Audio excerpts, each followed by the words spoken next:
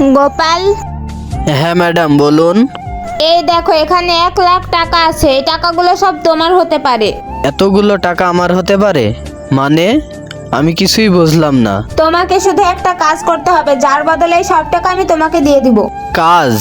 কি এমন কাজ ম্যাডাম যে তার জন্য আমি এতগুলো টাকা পাবো?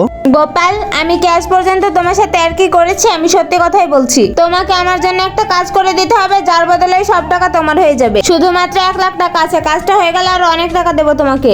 ভেবে দেখো, পরে কিন্তু মানা করতে পারবে না। হ্যাঁ ম্যাডাম, ভেবে নিয়েছি। আপনি কাজটি বলুন, আমি একদম রেডি আছি। শোনো, আমি তোমার মালিকের সাথে সংসার করতে পারবো না। তোমার মালিকের ডয়ারে 5,00,000 টাকা আছে। আজকে রাতে সেটা তোমাকে চুরি করতে হবে, তারপর তুমি আর আমি পালিয়ে যাব। কি? চুরি? না না ম্যাডাম, আমি এই কাজ করতে পারবো না। আপনি আমাকে যত টাকাই দেন না কেন, আমি আমার মালিকের সাথে বেইমানি করতে পারবো না। আমার মালিক আমার কাছে দেবতা তুল্য, আর ওই দেবতা তুল্য মানুষের সাথে আমি এমন কাজ করতে পারবো না। না ম্যাডাম, এই কাজ আমি কখনোই করতে পারবো না। স্যার দেখছে না তো কি হয়েছে, উপর আল্লাহ সবই দেখছে। দেখলে জি, আমি আপনাকে বলেছিলাম না গোপাল একদম সৎ মানুষ। তো বন্ধুরা, কাজের লোকের সততা দেখে সবাই মুগ্ধ। ভিডিওটি ভালো লাগলে অবশ্যই একটি লাইক দিয়ে চ্যানেলটি সাবস্ক্রাইব করে দিও।